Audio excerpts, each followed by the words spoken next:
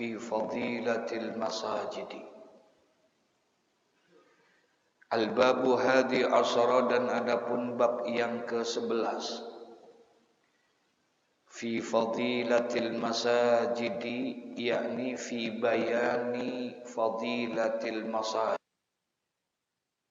Di bab yang ke-11 ini akan menjelaskan dan menerangkan tentang keutamaan masjid-masjid.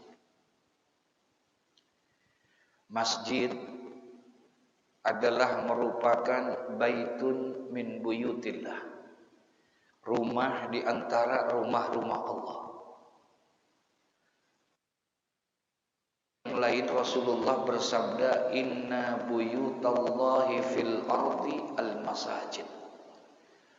Sesungguhnya rumah-rumah Allah yang ada di muka bumi ini adalah masjid. Dan masjid adalah tempat yang terbaik yang ada di muka bumi ini. Jadi merupakan tempat yang terbaik yang ada di muka bumi ini.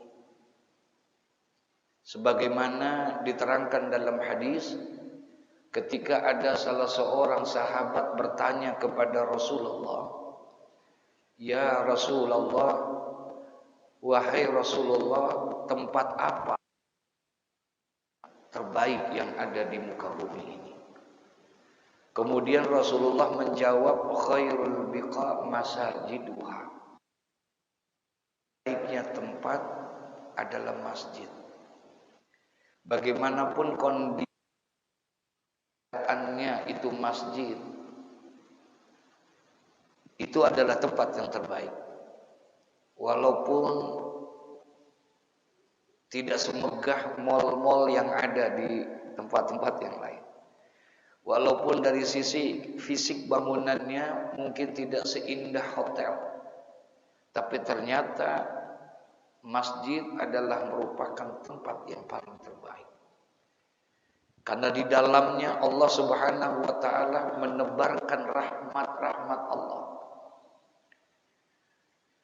Kalau kita berada di dalam masjid, jangankan lagi untuk sholat, jangankan lagi untuk sholat, jangankan lagi untuk membaca Al-Quran kepada Allah, duduk saja, ya, itu sudah mendapatkan rahmat Allah Subhanahu wa taala. Anjurkan dan disunnahkan kita kalau masuk ke dalam baca doa kita, ya, masuk kita ke dalam masjid, Allahumma sholli ala sayyidina Muhammad, Allahumma ghfirli zunubi waftahli abwaba rahmatika. Jadi kita minta kepada Allah Subhanahu wa taala ketika kita masuk, waftahli abwaba rahmatika. Minta agar diampuni dosa kita dan juga minta dibukakan pintu rahmat oleh Allah Subhanahu wa taala. Subhanallah. Kalau kita isi dengan kegiatan sholat misalnya, wajar kalau mendapatkan rahmat, tapi duduknya saja. Makanya tadi dianjurkan untuk niat i'tikaf. Ketika dia berniat i'tikaf, maka i'tikaf itu diam sejenak kita di dalam masjid. Sunnah hukumnya. Ya, sunnah hukumnya kita. Maka duduknya kita, tidur-tidurannya kita, sekalipun enggak ngaji, sekalipun enggak sembahyang, duduknya di masjid sambil nungguin reda hujan. Ya, sambil nungguin hujan itu reda, misalnya kita duduk di situ, cuman kita niat apa? I'tikaf di dalamnya, dapat kita pahala. Baca Quran enggak? Baca Quran enggak? Salat enggak? Zikir enggak? Enggak, cuman nungguin apa? Nungguin hujan. Tuh hujan ditungguin. Ya. Itu masih dapat nilai, Masya Allah. Nah, ini ulama mencoba memberikan gambaran, makanya kita dianjurkan untuk beriktikaf itu. Sunnah hukum. Ya, sunnah hukum. Kalau kita masuk ke Masjid Nabawi gitu, apalagi kita masuk lewatnya babus salam, yaitu bab satu pintu di mana dari pintu itu langsung menuju ke makam Rasulullah sallallahu alaihi wasallam. Jadi orang yang mau berziarah ke makam Rasulullah lewat itu ada babus salam. Ya, keluar. Nah, itu ada tiang, di atas tiang itu tertulis nawaitu an a'tika fi hadzal masjid madumtu lillahi ta'ala. Jadi ada niat i'tikaf. Supaya orang jangan lupa. Kenapa ditulis? Supaya orang masuk ke dalam dengan niat apa? I'tikaf. Nah, ada orang yang berpendapat sebahagian saudara kita, jadi niat i'tikaf itu katanya cukup pada saat di akhir-akhir Ramadan. 10 hari yang terakhir di bulan Ramadan. Tidak. Setiap kita masuk ke dalam masjid, di situ kita niat untuk apa? I'tikaf. Di situ kita niat i'tikaf. Di mana saja, masjid apa saja. Ya, masjid apa saja kita niat i'tikaf. Bahkan ada yang niatnya itu dinaikkan statusnya. Nawaitu an a'tikafa, yaitu sunnah karena Allah Subhanahu wa taala, dia niatin dijadiin wajib sama dia. Jadi yang dia dapatkan itu pahalanya bukan sunnah tapi pahala apa? Wajib. Kapan? Ketika dia masuk ke dalam masjid, dia niatkan untuk bernazar i'tikaf. Jadi bukan hanya sekedar niat tapi dia nazarkan untuk i'tikaf di dalam masjid. Jadi wajib tuh. Wajib karena apanya? Karena nazarnya dia. Kalau nazar wajib nggak? Nah, wajib itu. Nazartu an a'tikafa fi hadzal masjid. Aku nazarkan diriku ini untuk beriktikaf di dalam masjid. Dapat pahala. Bukan pahala sunnah. Jadi pahalanya pahala apa? Wajib. Cuman kalau dia tidak lakukan itu dari rumah misalnya, dia nazarin nih. Pas sampai di masjid dia lupa untuk niat begitu. Kena kafarat ya, kena denda tuh yang kayak begitu. Ya, nah jadi yang nggak biasa jangan dibiasain gitu. Ya, jangan biasa. Cukup udah yang biasa kita. Nah, dapat tuh rahmat kita dari Allah Subhanahu wa taala, subhanallah. Ya. Dan sering saya sampaikan ini bahwa yang namanya masjid itu adalah tadi baitun min buyutillah. Rumah di antara rumah Allah.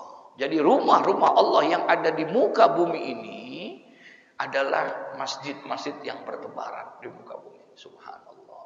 Ya. Nah, ini makanya orang-orang yang membangun masjid, orang-orang yang memperhatikan masjid, orang-orang yang peduli untuk memakmurkan masjid, orang-orang yang seperti ini mendapatkan satu kemuliaan di sisi Allah Subhanahu wa taala. Ya, Masya Allah. Di sini di bab ini akan dijelaskan oleh Syekh Jalaluddin ya, bin Abdurrahman bin Abu Bakar As-Suyuti tentang keutamaan-keutamaan masjid. Qala Rasulullah sallallahu alaihi wasallam, yakni qala Nabi sallallahu alaihi wasallam, al-masjidu baitun kulli mu'mini. Kata Nabi sallallahu alaihi wasallam, beliau bersabda, al-masjidu, masjid itu kata Nabi, baitun kulli mu'min, adalah merupakan rumah setiap orang yang beriman. Ya. Jadi masjid adalah merupakan rumah bagi orang yang beriman. Orang yang beriman, ya rumahnya ya apa? Masjid. Makanya kalau orang yang beriman masuk ke dalam masjid, dia tenang. Ya, dia tenang, damai dan betah di dalam masjid. Karena memang rumahnya ibarat ikan, ya, dia betah kalau taruh di dalam akuarium. Ya, emang akuarium itu emang tempatnya siapa? Ikan. Di laut, di sungai, emang tempatnya itu. Jadi dia betah. Ada nggak ikan yang kagak betah di akuarium? Hah? Ada nggak? Halo? Ada ikan semaput. Jadi kalau orang yang beriman emang di rumahnya betah. Kalau nggak betah, Itu berarti ada sesuatu yang terjadi dalam dirinya. Ada orang bangun rumah, Pak, dengan biaya yang begitu luar biasa. Bukan puluhan juta, bukan ratusan juta, miliaran dia bangun. Megah, mewah, indah itu rumah. Orang sampai berdecak melihat rumahnya saja, berdecaknya bukan main. Ya, begitu megahnya, 2 lantai, bukan hanya 2, 3, bahkan 4, luas, indah dan lain sebagainya. Tapi ternyata penghuninya nggak betah. Penghuninya nggak betah. Berangkat pagi kerja, kemudian pulang sampai rumah setiap hari jam 10 malam, jam 11 malam. Padahal dari kantor pulang jam 5. Cuman sampai rumah jam 12 malam, jam 11 malam. Kenapa? Lebih asik nongkrong di kafe, lebih asik nongkrong di mall, lebih asik dia lupa di rumahnya. Ada istri, ada anak dan lain sebagainya, enggak betah. Setiap hari seperti itu. Lalu kalau begitu keadaannya, kapan dia bisa merasakan kenikmatan rumah yang dia bangun begitu indahnya? Kapan kebahagiaan itu bisa tumbuh? Masya Allah. Ya, nah kita jangan sampai hal itu terjadi tuh sama kita yang kayak begitu. Nah, insya Allah betah kita. Ya, karena al masjidu baitu kulli mu'min. Jadi masjid itu adalah merupakan rumah dari setiap orang yang beriman, insya Allah. Wa qala sallallahu alaihi wasallam, dalam hadis selanjutnya Nabi mengatakan, apa kata Nabi? Iza ra'aitumur rajula mulazimal masjidi fashidu lahu bil iman. Masya Allah. Kata Nabi sallallahu alaihi wasallam melanjuti hadisnya, iza ra'aitumur rajula, apabila kamu sekalian, kata Nabi, apabila kamu sekalian melihat, ya, ra'aitumur rajula, apabila kamu sekalian melihat seseorang, ya, mulazimal masjidi, yang melazimkan dirinya untuk selalu datang ke masjid, membiasakan orang itu datang ke masjid, ya, mulazimal masjidi. Apabila kamu lihat ada orang yang selalu datang, zuhur ada, asar ada, maghrib ada, isya ada, subuh ada, ya. Apabila kamu lihat orang-orang yang seperti itu, yang melazimkan dirinya untuk selalu datang ke masjid, apa kata Nabi? Fashidu lahu bil iman. Maka saksikanlah oleh kamu sekalian, kata Nabi, bahwa orang itu adalah orang yang beriman. Insya Allah. Saksikan oleh kamu bahwa orang itu adalah orang yang beriman. Mudah-mudahan kita termasuk orang yang beriman ini. Amin ya rabbal alamin. Mukmin beda sama muslim. Muslim tidak sama dengan mukmin. Muslim belum tentu mukmin. Muslim belum tentu mukmin, tapi mukmin sudah pasti muslim. Muslim orang yang beragama Islam. Banyak itu. Ya. Bahkan di negeri kita mayoritas, walaupun persentasenya berkurang. Ya. Dulu bangga kita. Era 80 90-an di negeri yang kita cintai ini, kalau kita lihat itu statistiknya 90% umat Islam adalah umat mayoritas di negeri kita. Kapan? Dulu tuh tahun 80 90-an. Betul ya? Itu 90%. Indonesia adalah umat yang paling banyak adalah umat apa? Umat Islam. Tapi perjalanan waktu berubah, saudara. Ketika dia memasuki era 2000-an, sudah mulai ada pengerucutan. Ya, 87%. 87%. 2010-an sekarang katanya sudah sampai 83 sampai 84%. Berarti naik apa turun? Naik apa turun? Masya Allah, Masya Allah. Ya, ada penurunan. dari penurunan umat Islam. Kenapa bisa terjadi yang kayak begitu? Nah, ini yang perlu jadi perhatian buat kita, saudara. Ya, terlalu banyak ya kekuatan iman mereka yang gampang terombang-ambing. Baik itu faktor ekonomi, baik itu faktor pertemanan, baik itu faktor dan lain sebagainya, sehingga akhirnya mereka banyak di antara mereka nilai-nilai imannya itu goyang, sehingga akhirnya ya keluar dari Islam. Masya Allah, ya, na'udzubillah, summa na'udzubillah min dzalik. Makanya oleh karena itu kita perlu membentengi diri kita, ya, perlu membentengi diri kita, karena gangguan dan godaan yang akan merusak nilai-nilai iman kita. Mohon maaf nih, yang mengganggu nilai iman, mengganggu nilai tauhid dan akidah kita, kira-kira yang mengganggu ada nggak? Gangguan itu ada nggak? Nah, kita perlu iman, benteng. Dan benteng itu salah satunya diantaranya adalah masjid.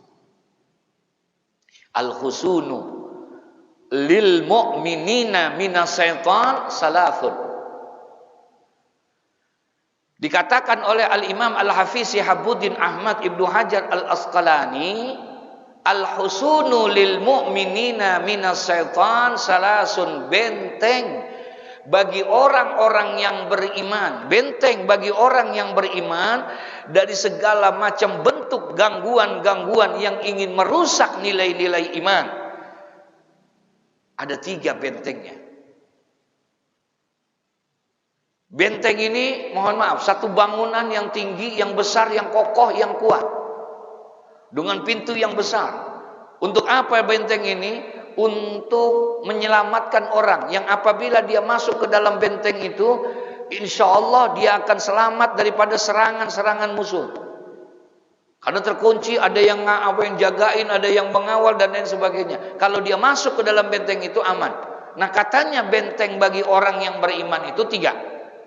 Dituliskan oleh Al-Imam Al-Hafiz Syihabuddin Ahmad Ibnu Hajar Al-Asqalani, 3 benteng itu. Yang pertama, beliau mengatakan benteng bagi orang yang beriman dari segala macam bentuk gangguan yang ingin merusak imannya. Justru yang pertama disebut adalah al-masjidu hisnun. Masjid adalah benteng. Jadi ketika orang itu masuk ke dalam masjid, berarti dia telah masuk ke dalam benteng. Selamat atau tidak kira-kira? Insya Allah. Insya Allah nilai-nilai imannya akan kokoh. Insya Allah orang yang suka datang ke masjid, orang yang suka mulazamah, selalu datang, membiasakan diri datang ke masjid, nilai keimanannya insya Allah akan terjaga dan terpelihara. Karena dia adalah benteng. Ya, masjid adalah benteng buat orang-orang yang beriman. Yang gangguannya Masya Allah Pak, luar biasa gangguan. Jadi wajar kalau seandainya persentase itu secara statistik berkurang. Saya nggak bisa bayangin kalau seandainya terus seperti ini, kira-kira 30-40 tahun yang akan datang, mungkin jangan sampai bisa jadi persentasenya bisa jadi sama, ntar 50%, 50%. Bisa jadi nggak kira-kira? Bisa jadi nggak? Bisa jadi saudara, ya, nggak ada jaminan, ya, nggak ada jaminan Islam akan kekal di Indonesia, nggak ada. Tidak ada satu ayat pun yang diterangkan di dalam Al-Quran, tidak ada satu ayat pun yang menjelaskan bahwa Islam itu akan kekal di Indonesia. Ada ayatnya nggak? Tidak ada satu hadis pun yang memberikan gambaran bahwa Islam akan kekal di Jakarta. Tidak. Tidak ada satu hadis pun yang menggambarkan itu. Tidak ada satu ayat pun yang menggambarkan tentang itu. Tapi insya Allah tidak ada agama, ya, yang insya Allah paling tinggi di hadapan Allah kecuali Islam. Al-Islam ya'lu wa la yu'la alaih. Kalau Islamnya itu selalu tinggi, Tidak ada yang bisa menandingi ketinggian Islam, kemuliaan Islam. Islamnya, bukan umatnya. Paham maksudnya nih ya? Ya. Kalau Islamnya pasti tinggi, karena dia terjaga oleh Allah Subhanahu wa taala. Yang jadi masalahnya bukan Islamnya, tapi apanya? Umatnya, ajarannya. Dulu pernah digambarkan oleh Profesor Habibie, ya, almarhum mantan presiden kita itu. Islam ini kalau bisa jangan seperti orang yang naikin layangan katanya. Layangan akan tinggi setinggi benang yang ada sama dia. Kalau benangnya banyak, maka dia akan tinggi. Tapi yang jadi masalahnya, yang tinggi itu adalah layangannya. Sementara orang yang naikin layangan, yang mainin layangan, adanya di mana? Adanya di bawah.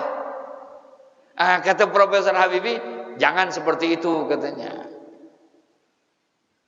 Ya, jangan seperti itu. Islamnya mah tinggi, tapi umatnya adanya di mana? Di bawah. Jadi seharusnya seperti apa? Beliau waktu itu membanggakan karena di zaman dan di era beliau itu sudah berhasil menciptakan teknologi langit, ya, bisa menciptakan pesawat, betul ya? Nurtanio dulu begitu luar biasa, Profesor Habibie. Kalau bisa katanya Islam dan umat itu seperti orang yang membuat pesawat. Jadi itu pesawat, terbang tuh pesawat, kira-kira orangnya ngikut nggak? Yang bikin ngikut nggak? Begitu seharusnya katanya. Jadi pesawatnya naik, orangnya juga naik, sama-sama. Nah sekarang kondisinya tidak. Makanya Nabi bilang, kata Nabi, masjid adalah merupakan baitun kullil mu'min. Dia merupakan rumah bagi orang yang beriman. Dan orang yang masuk ke dalam masjid itu, kalau kamu lihat dia membiasakan diri, pasti orang itu adalah orang yang beriman. Insya Allah akan kokoh nilai imannya. Insya Allah akan kuat nilai imannya. Pondasinya akan kokoh. Karena masjid adalah benteng. Insya Allah, subhanallah. Ya, nggak gampang goyah Pak. Insya Allah. Ini kunci yang paling utama. Zuhur, asar, maghrib, isya, subuh, kalau bisa kita. Dan memang tidak gampang. Karena kaitannya kepada iman. Bisa datang ke masjid itu kaitannya kepada imam tadi. Ya. Jadi kalau orang yang datang itu berkaitan sama iman. Mohon maaf, beribu maaf. Ya. Sering saya berikan ilustrasi gitu. Bapak, Ibu, jangan heran. Ya. DKM, jangan heran. Kalau ada orang yang dekat rumahnya, tapi nggak sampai-sampai ke masjid. Ada nggak kira-kira yang begitu ya? Halo? Ya. Jangan heran. Kita nggak perlu bingung kalau begitu mah. Kalau ada orang yang rumahnya dekat 20-30 meter, tapi nggak pernah sampai ke dalam masjid. Oh, Masya Allah. Nggak pernah sampai ke dalam masjid. Sementara sebaliknya ada orang yang jauh, 100 meter, 200 meter, sampai ke masjid. Kenapa bisa begitu? Tadi karena kaitannya kepada iman.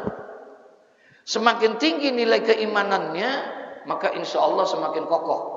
Dia akan berani semakin dekat. Jangan lagi seperti ini, Pak. Saya lupa ada satu sahabat itu Rasulullah Sallallahu Alaihi Wasallam. Utbah kalau saya tidak khilaf itu ada sahabat Nabi Sallallahu Alaihi Wasallam. Orangnya rajin, Pak. Sembahyangnya berjamaahnya terus sama subuh, nggak pernah ketinggalan subuh, selalu pasti ada subuh. Rasulullah kalau mau sembahyang itu selalu lihat dulu jamaah-jamaahnya, dikenalin dulu sama Rasulullah. Termasuk salah satunya adalah si Utbah ini kalau saya tidak khilaf. Dilihat, semuanya dikenalin mana. Dah, Satu masa Rasulullah Shallallahu Alaihi Wasallam satu masa mau sembahyang, dilihat sahabatnya ini nggak kelihatan, Utbah. Nggak kelihatan, yang lain kelihatan, ini nggak kelihatan. Aina Utbah, kemana ini Utbah? Apa kata Nabi? Bilal, jangan qomat dulu, Bilal. Tunggu. Nah, jadi qomat itu haknya imam. Imam yang bisa memberikan, orang yang memerintahkan qomat, dia yang berhak untuk jadi apa? Imam. Sementara yang qomat itu haknya muazzin, orang yang azan. Ya, jadi jangan main serobot-serobotan aja.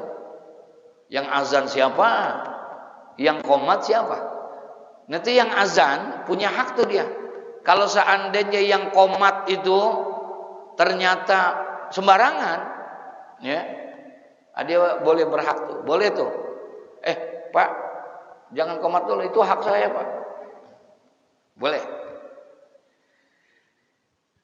Sementara yang qomat itu yang merintahkan adalah orang yang akan menjadi apa? Imam. Ini ada kadang-kadang pas qomat semuanya nyuruh. Qomat. Ayo qomat. Ini adab saja. Itu dalam Hujjatul Islam Abu Hamid Al-Ghazali memberikan penjelasan itu. Bilal disuruh, kata Nabi Muhammad, Bilal, ayo jangan qomat dulu, kita tunggu, mungkin dia dalam perjalanan. Gitu. Ditungguin lama, sudah menjelang terbit ini matahari. Akhirnya kata Nabi Muhammad, ya udah Bilal, qomat dah, sembahyang. Selesai sembahyang, zikir dan lain sebagainya, kemudian Nabi bertanya kepada para sahabat, saudara-saudara, ada yang tahu kenapa Utbah tidak datang? Diam semua. Kalau begitu, ada yang tahu nggak rumahnya di mana? Nggak ada yang tahu rumahnya Utbah di mana. Tiba-tiba ada yang di belakang, saya ya Rasulullah, kamu tahu rumahnya? Saya pernah lewat satu tempat, di situ ada Utbah di depannya. Nah, mungkin itu rumahnya, Rasulullah. Betul? Iya. Di mana? Mau engkau mengantarkan saya? Kata Nabi, baik ya Rasulullah. Ditanya teman-temannya, ada yang mau ikut atau enggak? Jalanlah dia. Rasulullah bersama sahabat menuju rumah Utbah. Begitu Rasulullah.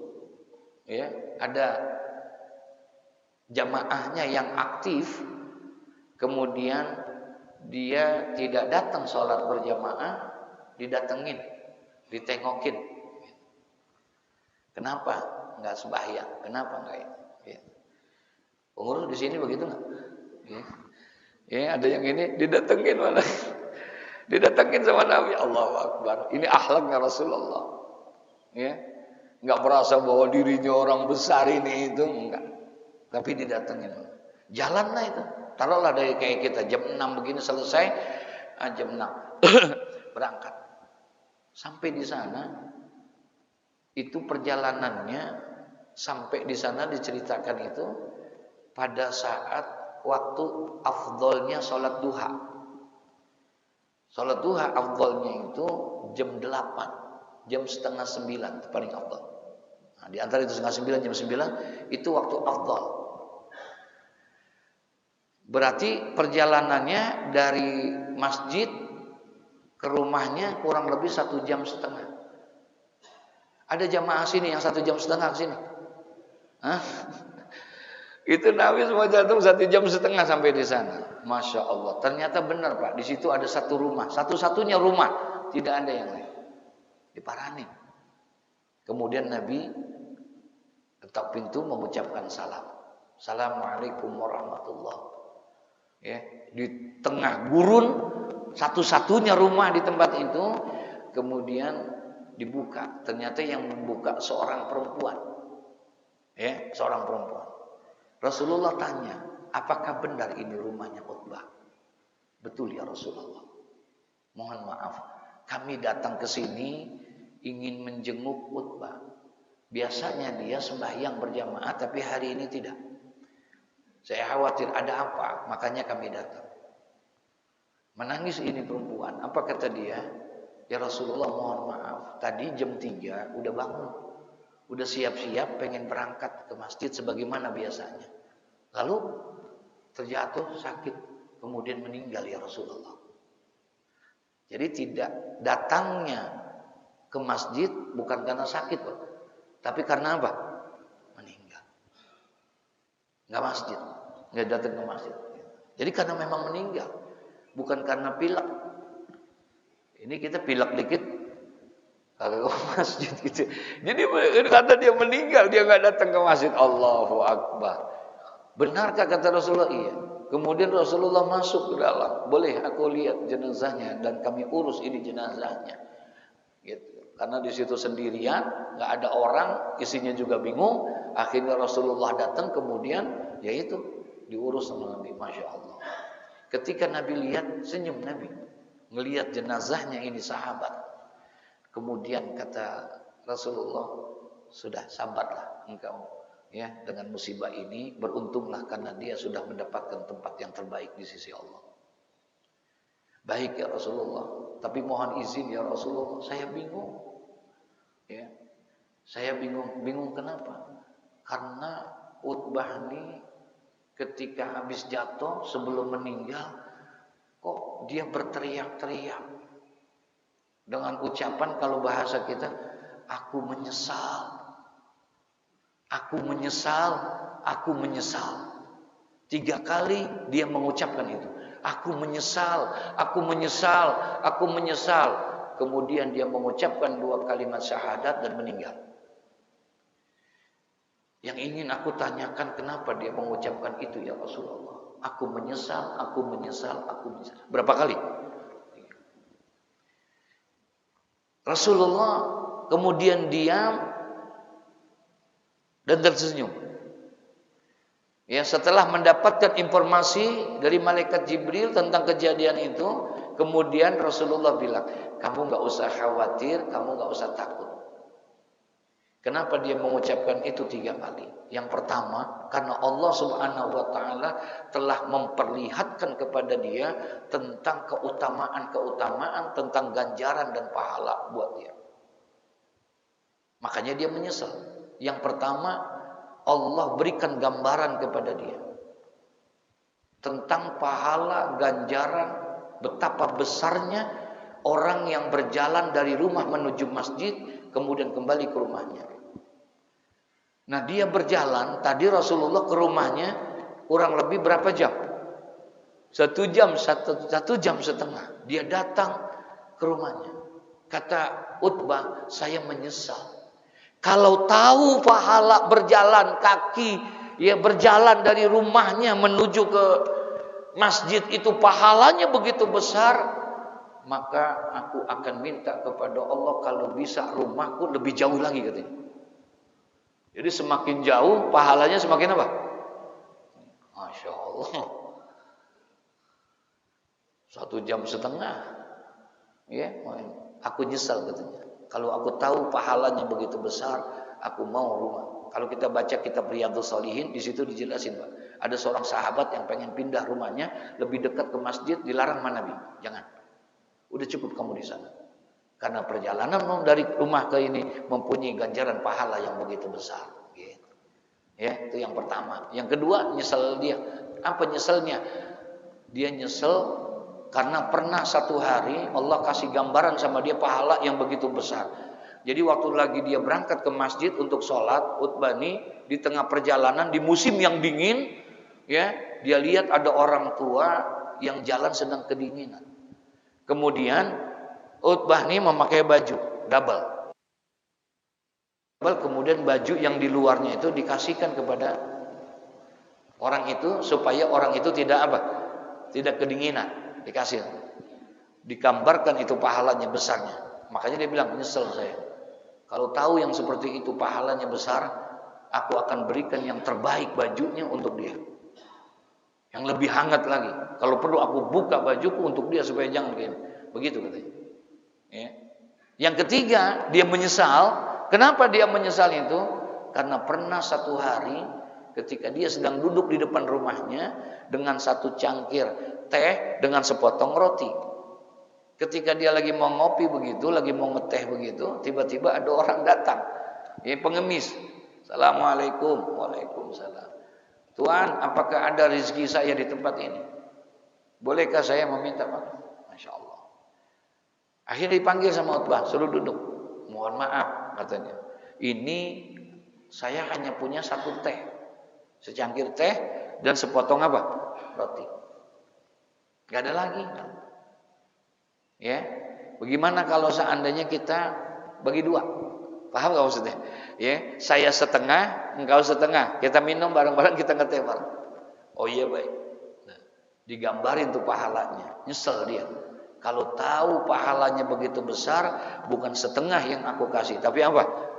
Semuanya yang aku kasih. Begitu sahabat. Ya, begitu sahabat. Subhanallah. Saya teringat Sayyidina Ali bin Abi Thalib, sahabat Nabi, menantu Nabi. Satu hari di bulan Ramadan, tiba-tiba ada tetangganya datang. Ada tetangganya kemudian ngomong, "Ya Ali, apakah ada makanan di rumah? Ya, kalau memang ada, berikanlah kepada kami. Saya sudah 3 hari tidak makan keluarga kami. Kami berpuasa tidak makan apa-apa. Untuk berbukanya enggak ada." Insyaallah. Dipanggil istrinya, Sayyidatuna Fatimah binti Rasulillah. Ya, Fatimah anaknya Rasulullah, istrinya Sayyidina Ali dipanggil. "Ya Fatimah, ambil itu makanan. Berikan kepada dia." Baik. Sebelum diberikan kepada itu, Fatimah bisikin suaminya, Ali. Kata Fatimah, "Ya wahai suamiku, mohon maaf. Ini makanan tinggal segini doang. Satu-satunya. Kalau kita serahin dia, ntar kita buka nggak makan apa-apa nih. Ya, ntar kita buka nggak makan apa-apa kalau kita serahkan dia." Apa kata Sayyidina Ali? "Ya Fatimah, berikan dia. Berikan dia." Masya Allah. Diberikanlah dia. Pulang. Setelah itu Sayyidina Ali masuk ke dalam kamar. Ngapain? Nangis Pak. Sesedih-sedihnya dia nangis. Nangis dia begitu. Setelah tetangganya pergi itu, diberikan makanan, nangis dia. Masuklah Fatimah. "Wahai suamiku, kenapa engkau menangis sesedih ini? Apakah engkau sedih karena kita tidak ada makanan untuk berbuka pada hari ini? Apakah sedih kita karena makanan kita sudah kita berikan itu? Apakah itu yang menyebabkan engkau menangis seperti ini, ya Ali?" Apa kata Sayyidina Ali bin Abi Thalib karamallahu wa radhiyallahu taala anhu, "Ya Fatimah, wahai istriku, aku menangis ini bukan karena tidak ada makanan nanti untuk berbuka. Aku menangis pada hari ini bukan karena tidak ada lagi makanan yang bisa kita makan, bukan. Ketahuilah wahai istriku, wahai Fatimah, aku menangis ini bukan karena tidak ada makanan, bukan tidak ada makanan untuk berbuka, tapi aku menangis kenapa tetanggaku yang lebih dahulu datang ke sini, bukan aku yang datang ke sana." Paham maksudnya tuh? Masya Allah. Kenapa sampai tetangganya yang datang ke tempat saya, bukan kita yang datang ke sana? Masya Allah. Begitulah puasanya orang para sahabat Nabi Muhammad. Kalau kita kan enggak, tuh makanan bertumpuk di tempat kita ini, semuanya ada makanan. Kita enggak pernah lihat, perhatiin itu semua yang ada di sekitar kita. Ya, Masya Allah, Masya Allah. Nah, jadi kembali kita bahwa kalau kamu melihat orang yang datang, kemudian dia datang ke masjid, maka saksikanlah bahwa orang itu adalah dalam keadaan beriman kepada Allah Subhanahu wa taala. Insya Allah. Nah, benteng itu adalah di masjid.